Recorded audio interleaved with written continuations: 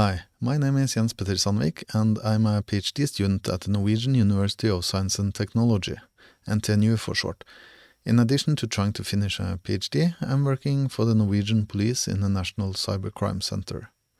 My co-authors are Professor Katrin Franke at NTNU, Haptomo Abi at the Norwegian Computing Center, and André Ornes at Telenor Group.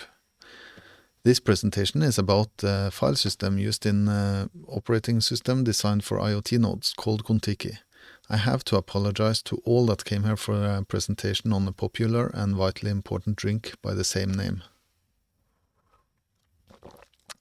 The contributions of the paper are to investigate and disseminate forensic knowledge about the COFFOR file system, to reconstruct and chronologically order the historical file versions, and to develop COFFOR, a tool for exporting data from the file system.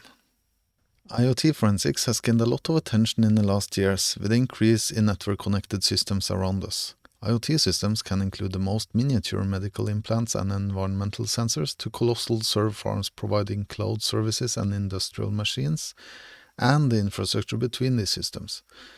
There is a wide span of operating systems, file systems, and system architecture for IoT devices. A short and incomplete list is shown here.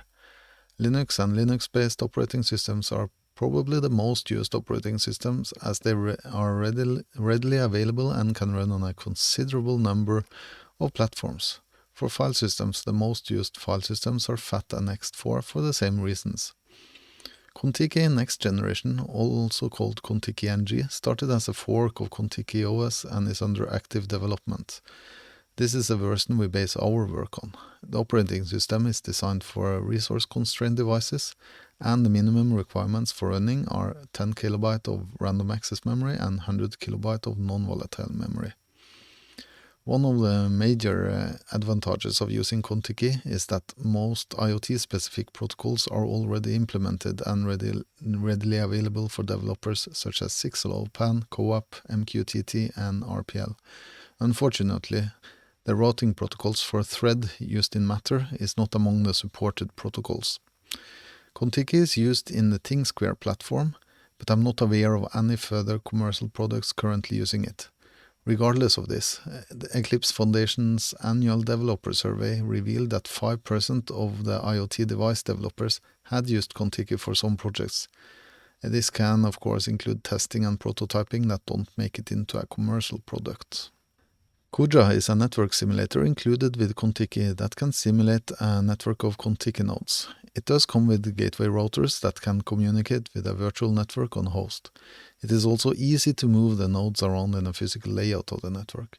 The firmware for the nodes can be compiled to run natively on a host architecture, or it can be compiled to the target architecture and run on emulated hardware. We used an emulated Sky device for our tests and logged status messages to the window on the right side of the screen here. You can see there, colored output. The rest of the screen on the right shows the simulation control in the upper left corner, a window for writing nodes in the upper right corner, the network layout in the middle left window, and a timeline showing the node's activity at the bottom. The COFFOR file system is designed for flash memory and the peculiarities of flash memory, and is designed for low resource usage. There are no centrally stored metadata for the file system, as we can find in other file systems. FAT has the file allocation table, NTFS has the master file table, and ext file systems have the superblock. COFFOR will instead scan the file system at boot time and build the metadata structures in RAM, similar to yet another flash file system. All metadata information needed for the file system is contained in the file headers. The file header, excluding the file name, is only 10 bytes, so there is not much space for metadata. In memory, there is a pointer to the following free page, a list of the files with their offsets, and a list of active file descriptors with their read and write pointers. The file system metadata held in RAM is not written to disk. As a side note, there are a couple of advantages to this, as the consistency to the file system is easier to ensure. Data that is not there can't be corrupted. It also removes the need for some writes to the file system. There is only the root folder in the file system, and the file names are the unique IDs used for accessing the files. The COFFOR file system consists of sectors, and each sector includes a number of pages. The pages are the smallest writable unit in the file system, which means that any byte written to a page will trigger a whole page write. In the system we were using, the flash consisted of 16 sectors, and each sector consisted of 256 pages. Each page is 256 bytes. A writing operation in Flash can only flip bits from the value 1 to 0. This is called programming in Flash terminology. It should be noted that COFFOR uses inverted bits, so all bits are inverted when written to the Flash memory. This means that setting a flag in the header from 0 to 1 will be translated to flipping a bit from 1 to 0 in the Flash memory. A whole sector must be reset to flip a bit back to 1 in the Flash memory. This means that if the value in the file needs to be reverted to 1, the value must be written to a new, unused page instead. A garbage collection routine will run when the file system needs to allocate more pages than is available in the file system and erases as many sectors as possible. In COFFOR, the term active page means a page allocated to a currently existing version of file. The term obsolete page means a page that has been active but does not belong to an existing version of a file anymore. Obsolete pages are free to be garbage collected. If a file extends into another sector and the first sector is erased, the file's pages at the start of the then existing sector will be marked as isolated pages. These exist as file fragments without a file header and will always be at the start of a sector. Deleted page is a term we used in the paper to mean either an obsolete or an isolated page. Unused pages are unallocated, erased pages where all bits are set to 1. This slide shows the header fields for files, the flags used in the header, and an example of a file header at the bottom. The header starts with a 2-byte field that points to the log file, if one exists. Note that this value is relative to the start of the file system, not the page's physical address in the flash memory.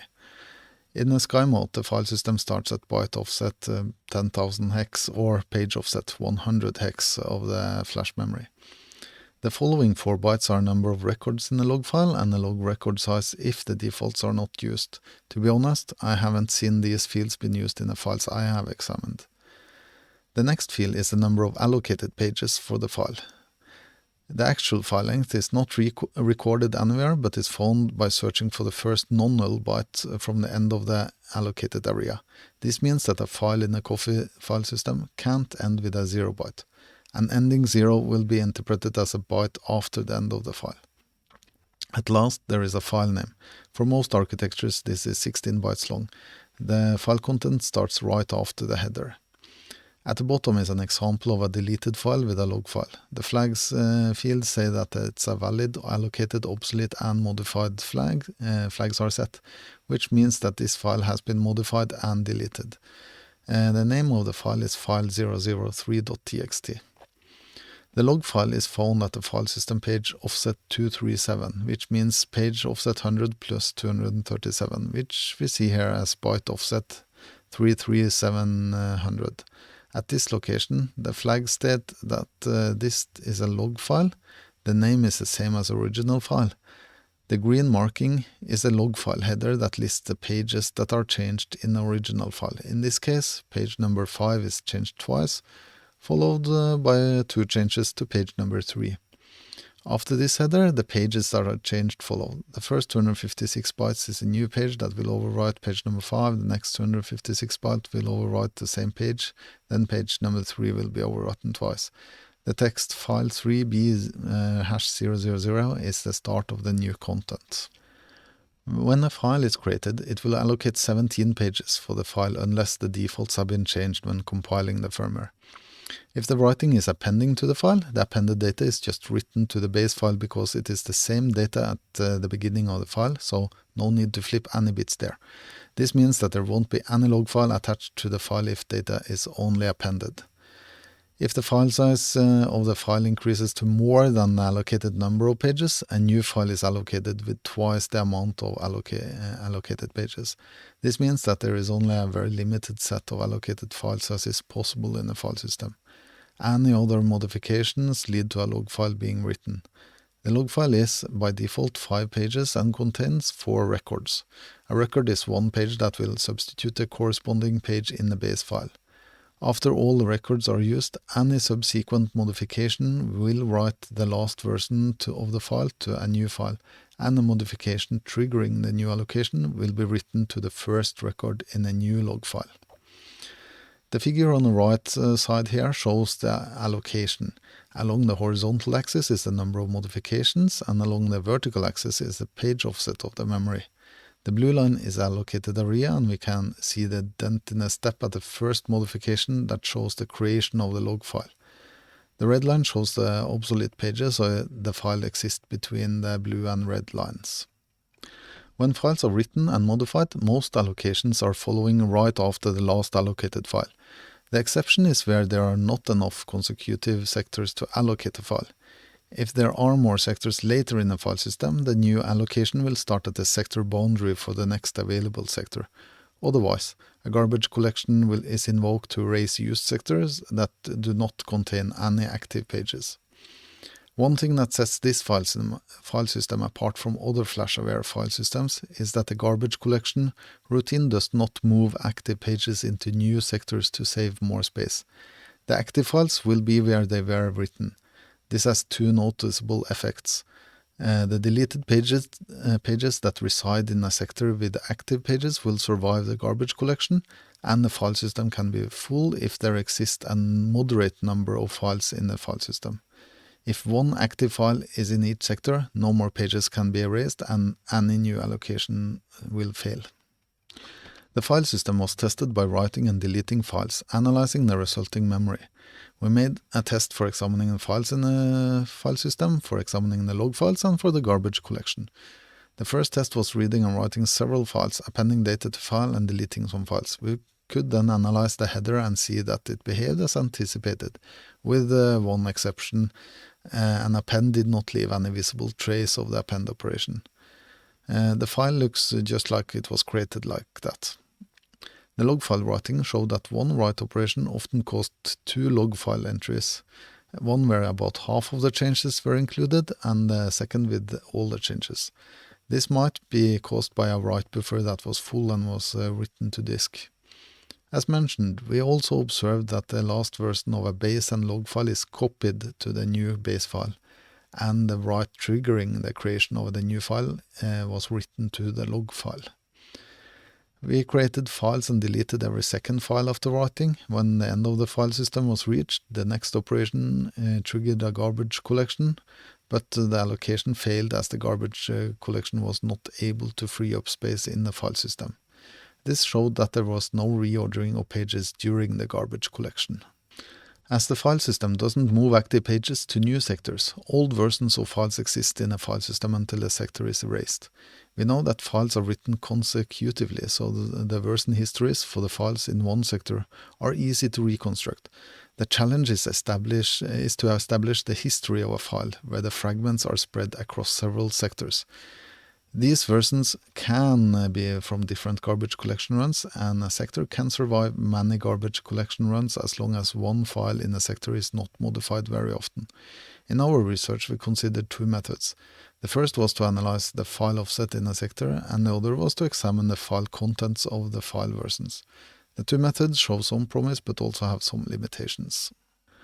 The file offset analysis is quite simple. As the sector size in general is not divisible by the file size, the first file in a second sector will not start at the sector boundary.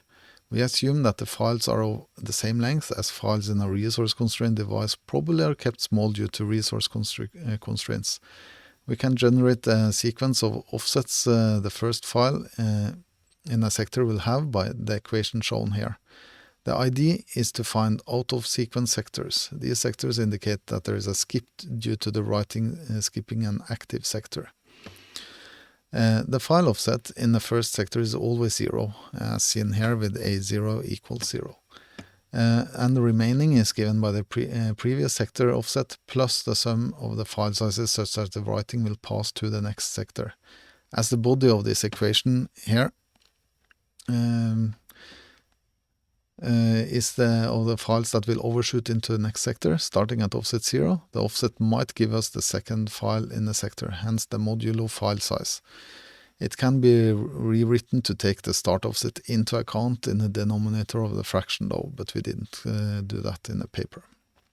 To test the file offset analysis, a mode that wrote 2 files was created.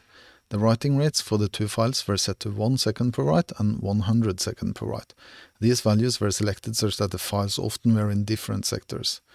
The firmware was also patched such that the allocation offsets were printed to the simulation log for each allocation. The results were promising, but we soon detected the limitations to this method. As seen in the table to the right, 4 sectors remained at the end of the simulation run. These were sectors 0, 1, 6 and 13. The first file in sectors 0 and 1 does show the expected file offset for 2 consecutive sectors, 0 and 8.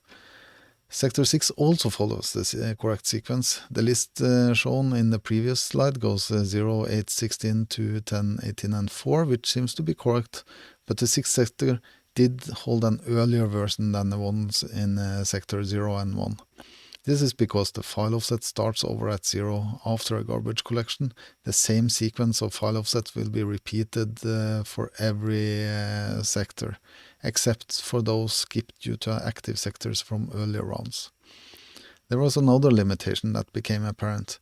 Looking at sector 13, or D in hex in this table, adding even offsets shouldn't result in an odd offset.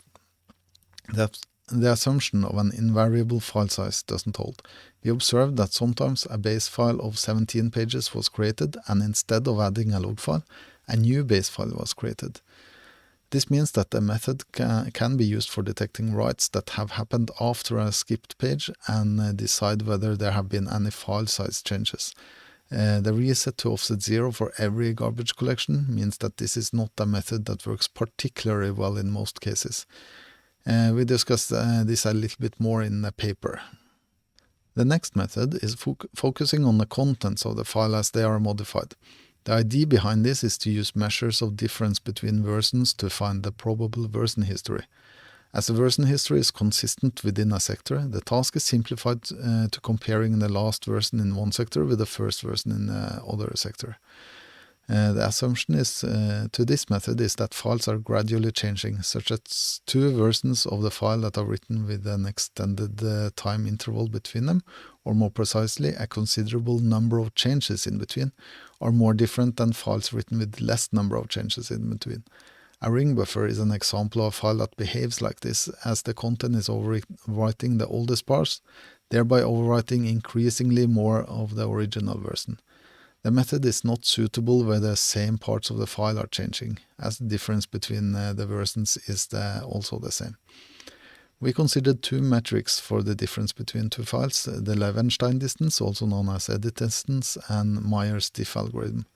The choice didn't matter for our test files, as both would give similar results, but the Myers algorithm might be usable in more cases. This because the edit distance only reports the number of edits needed to go from one version to the other when scanning the file consecutively, while the Myers diff algorithm tries to find the longest common substring and the shortest edit script. We did not test the performance of one over the other though. For testing the file content analysis, we considered 3 types of file writing strategies. The first is similar to a ring buffer, where the location of the write was increased by 1 for each modification. The second method was where a single value was changed at the exact location in the file. The last method was where the whole file changes for each write. The figure on the right reveals that only the history of the gradually changing file will be possible to order, as the similarity measure is strictly decreasing. This also means that the ordering is not dependent on the number of writes between the versions, with one exception. When the whole file has been changed, like when a write pointer has reached back to the point where it was in the original file, the similarity has become 0, just as the case with a completely changing file.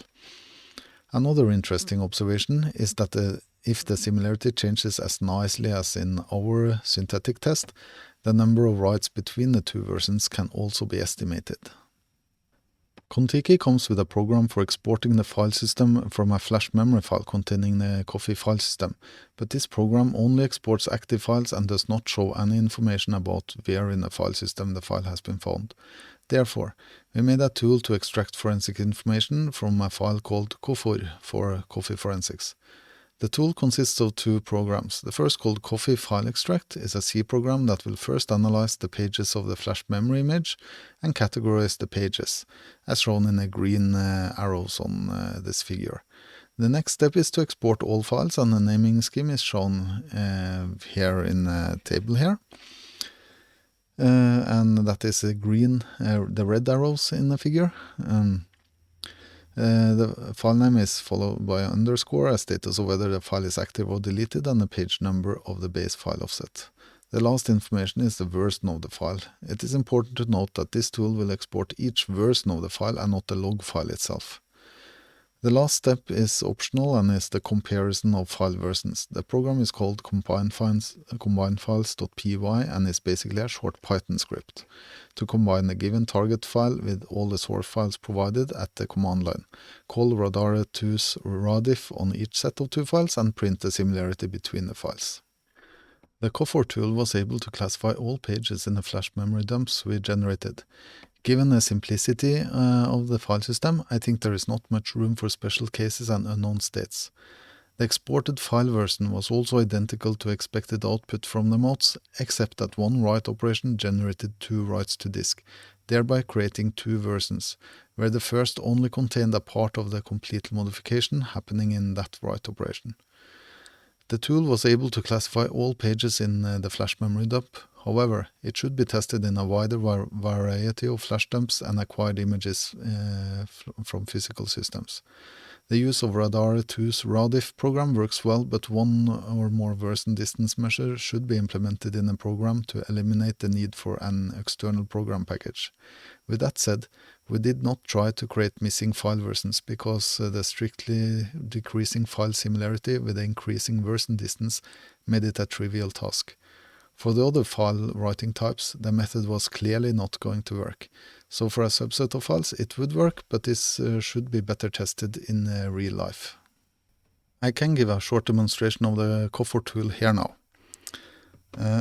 We'll see here, we are in a source directory of the COFFOR tool, and we will use the COFFOR file extract. We need an image file. Let's use one from an earlier s3.dd. We need an export directory. Let's just call that one export, and we want to store the hash values in its own file. Let's call that export.sha256. So then we have our files here, and the hash file is also populated with hash values here.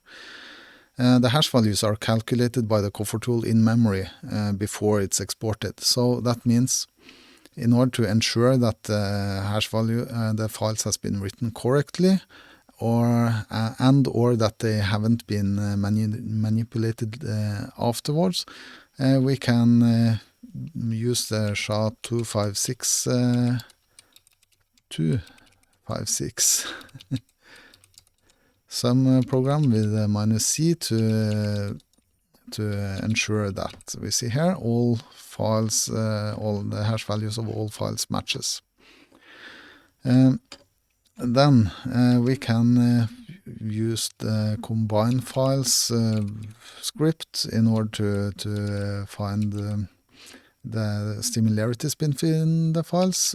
We use the file 002. I want to have the first version of the active files and I will compare it with all the last versions from the deleted files. So use the same file name, and we want the deleted file, all locations, and the version 0005. That is the last version in each base log file version there. So here we see everything comes out quite fast. This is a location, a file location as given in the file name. This is the similarity, and this is the edit distance, or the distance from the original file to the tested file. And here we see one that is the same. That is because the last versions is copied to the new base file. So of course this one will be correct. We see also this is a gradually changing file. It lines up nice here. So super cool, right? The COFFOR tool can be found on my GitHub page shown here. It is released under GPL 3. So that concludes my presentation. Thank you for your attention.